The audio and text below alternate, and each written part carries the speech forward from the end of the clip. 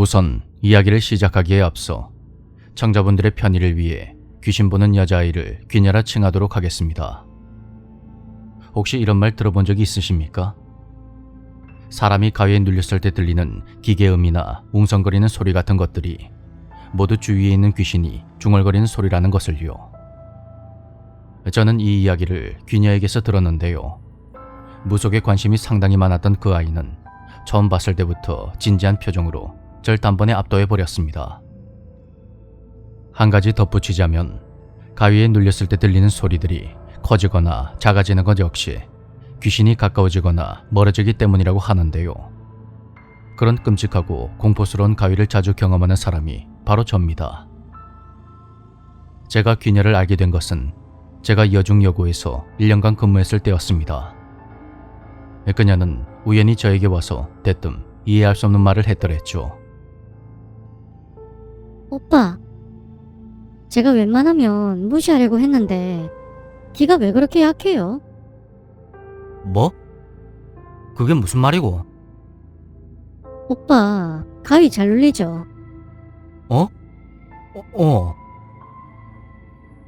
그때 저는 귀녀와 전화번호를 교환했고 당시 인기가 있었던 인터넷 메신저 아이디도 주고받았는데요. 처음에는 나한테 관심이 있어서 말을 걸었나 보다 하고 대수롭지 않게 생각을 했습니다. 하지만 오래 지나지 않아서 그것이 저의 착각이란 걸 알게 되었죠. 연락처를 주고받은 그날 밤에 저는 친구들과 메신저로 대화를 하고 게임도 하면서 시간 가는 줄 모르고 컴퓨터 앞에 앉아 있었습니다. 그런데 그때 귀녀가 저에게 메시지를 보내더군요. 오빠, 오늘 밤에 방문 꼭 열어놓고 자요. 뭐? 뜬금없이 그게 무슨 말인데? 아니, 대체 어디서 뭘 했길래 줄줄이 꿰고 들어간 거예요. 꿈에 나올 정도면 귀신이 여럿이거나 생귀신 하나가 들어간 것 같은데, 아무튼 할아버지도 못 건드리는 귀신 같으니까 방문 열어놓고 자요. 그러면서 귀녀가 하는 말이 제가 태어나기 한 달 전에 돌아가신 저희 할아버지가 집안의 장손이자 장남인 저를 따라다닌다는 것입니다. 나름대로 저의 수호령이라는 건데 상태가 그리 좋지는 않다고 하더군요. 그러면서 귀녀는 할아버지가 어떻게 돌아가셨는지도 맞춰버렸습니다. 그날 이후로 저는 귀녀의 말에 복종하는 노예가 돼버렸죠. 하지만 그날은 귀녀의 말을 듣지 않았습니다. 제가 어릴 때부터 방문을 완전히 닫은 뒤 이불을 뒤집어 쓴 채로 잠이 드는 버릇이 있었거든요.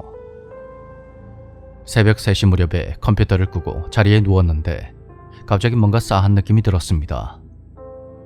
그건 바로 가위에 눌리기 직전에 그 묘한 느낌이었죠. 그제야 귀녀의 말이 떠오른 저는 닫혀있는 방문을 열었습니다. 부모님은 안방이 아닌 거실에서 자고 있었고 그 모습이 어찌나 위안이 되는지 전 마음을 놓고 자리에 누웠습니다. 그런데 어라? 신기하게도 가위 눌리기 전에 그 싸한 느낌이 사라져버린 것입니다. 그래서 호기심에 다시 방문을 닫고 자리에 누웠더니 다시 그 싸하고 기분 나쁜 느낌이 들더군요. 평소에 가위 눌릴 때의 느낌이 그냥 커피라면 그날 문을 닫았을 때의 느낌은 TOP랄까요? 확실히 보통 때와는 뭔가 달랐는데 왠지 가위가 급하게 오는 것처럼 그렇게 느껴지기도 했죠. 야심한 새벽이고 귀녀의 말도 있고 해서 후다닥 일어나 다시 방문을 열었는데 거참 신기하게도 기분 나쁜 느낌이 사라져버리는 것입니다. 그때 그놈의 호기심을 고이 접어서 멈췄어야 했습니다. 대체 무슨 자신감이었는지 전 다시 방문을 닫고 자리에 누웠습니다. 그러자 이내 가위 눌림이 초입에 들어서는 느낌이 저를 덮쳐왔고 결국 가위에 눌리고 말았습니다. 겁에 질려서 눈만 멀뚱히 뜬 상태로 천장을 훑어보니 어두운 그림자와 같은 형체가 천장을 돌아다니고 있었고 나름 가위에 도가 텄다고 자부했던 저는 손가락 까딱 신공으로 가위를 겨우 풀었습니다. 그런데 방문을 열려고 자리에서 일어난 순간 열지마! 열지마! 열지마! 그런 싸늘한 목소리가 귓가에 울리는 순간 전 미친 듯이 뛰어가서 방문을 활짝 열었습니다.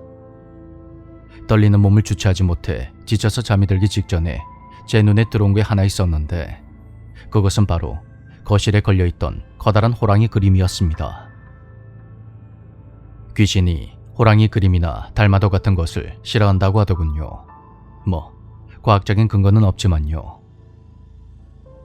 그렇게 시간이 흘러 군대에 가게 된 저는 가끔 귀녀가 보내주는 손편지에 힘을 얻어 열심히 군생활을 하고 있었습니다. 이 편지 내용이라 해봐야 오빠의 귀가 약해서 또 귀신들 줄줄이 달고 다닐까 걱정이다, 이런 것들이 대부분이었지만요.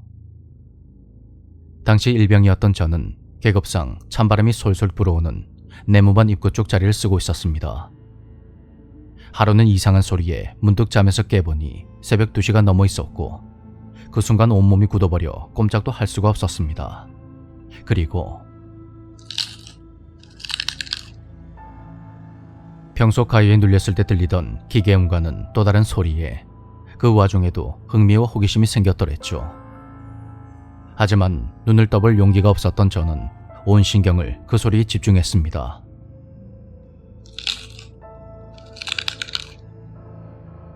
점점 더 가까워지던 소리는 이내 제 바로 옆에서 들려왔는데 누군가 제 귀에 대고 고함을 치는 것처럼 엄청나게 커지기 시작했습니다.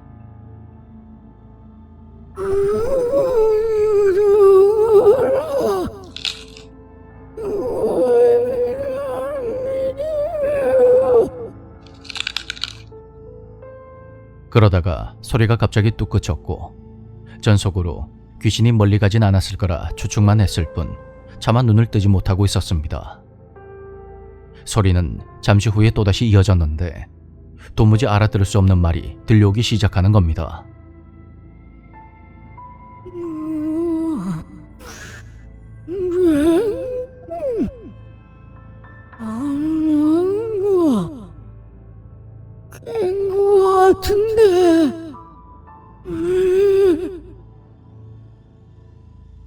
그리고 그 뒤로 들려오는 김병장의 목소리. 아야, 어떤 놈이 내 발 밟았어.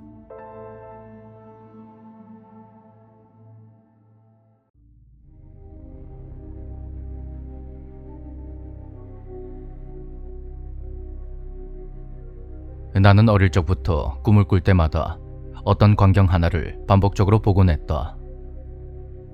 다리 건너 보이는 오솔길 너머 있는 낡은 신사가 있었는데 그 길을 걸으면 발밑에 깔린 자갈이 기분 좋은 소리를 낸다. 신사 앞 기둥문은 고풍스러운 나무로 돼 있고 인기척이 없는 신사에 있으면 자갈 소리와 함께 잔잔한 강물 소리가 들려와서 어쩐지 무척 행복한 기분이 든다. 시간이 흘러 나이를 먹어가면서 난 내 스스로를 분석해 보았고 내 안에 있는 불안감이 그런 꿈을 이끌어낸 거라 생각하게 되었다. 부모님은 내가 생후 6개월 무렵에 이혼을 했고 난 고모 밑에서 나와 한 달 차이로 태어난 사촌 여동생과 함께 자랐다. 아버지는 술만 마시면 난동을 피우곤 했지만 친가가 있는 동네는 워낙 시골인데다 그 시절엔 장남의 권위가 어마어마해서 아무도 아버지를 말리질 못했다. 어릴 때부터 아버지에게 맞고 자란 나는 술병으로 얻어맞는 일도 허다했고 그래서 꿈에 나오는 처음 보는 그 평화로운 경치는 누군가의 보호를 받고 싶은 나의 내면이 만들어낸 거라 그리 생각을 했다. 나는 신이 머무는 신사를 그리며 날 지켜줄 신을 구하고 있었을지도 모른다. 내가 성인이 되어 사회로 나갔을 때 고모가 어머니가 돌아가셨다며 연락을 해왔다. 나에게 알리지 말라고 하는 아버지의 눈을 피해서 고모가 몰래 알려준 것이었다. 이미 장례식까지 다 끝난 것 같았지만 어머니에 대해 알 수 있는 마지막 기회란 생각에 난 어머니의 고향인 도호쿠로 향했다. 그곳에서 외할머니를 처음 만나게 되었고 어머니의 사진도 처음으로 보게 되었지만 예상외로 아무것도 느껴지지 않았다. 뭔가 그립고 애틋한 감정에 사진을 보자마자 눈물이 왈칵 쏟아질 거라 생각했지만 그런 건 드라마 속에서나 존재할 뿐이었다. 난 어머니의 고향집에서 하루 묵어가기로 하고 저녁 무렵에 외할머니의 권유로 근처를 산책하게 되었다. 그런데 어딘가 익숙한 광경이 내 눈에 들어오는 것이다.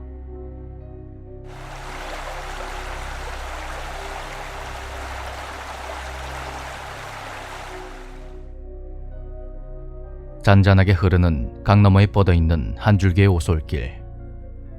그곳을 눈으로 더듬어 보니 놀랍게도 저 너머에 꿈에서 몇 번이고 보아왔던 신사가 있는 것이다. 그걸 보고 놀라는 나에게 외할머니는 이런 말을 해주었다. 네 엄마는 고향으로 내려와서 널 낳았다.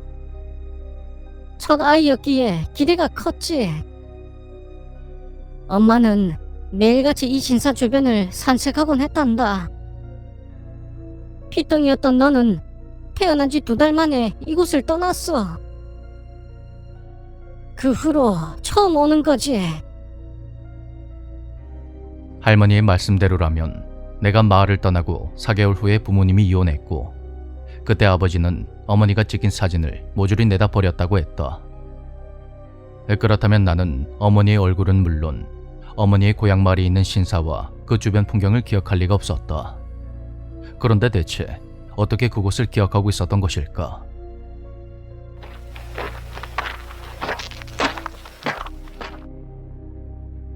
귀에 익숙한 자갈 소리와 잔잔한 강물 소리, 그리고 우뚝 서서 그 자리를 지키고 있는 오래된 신사. 외할머니의 얼굴과 어머니의 사진을 보고서도 별다른 감흥이 없었던 나는 어째선지 신사를 걸으면서 펑펑 울고 말았다.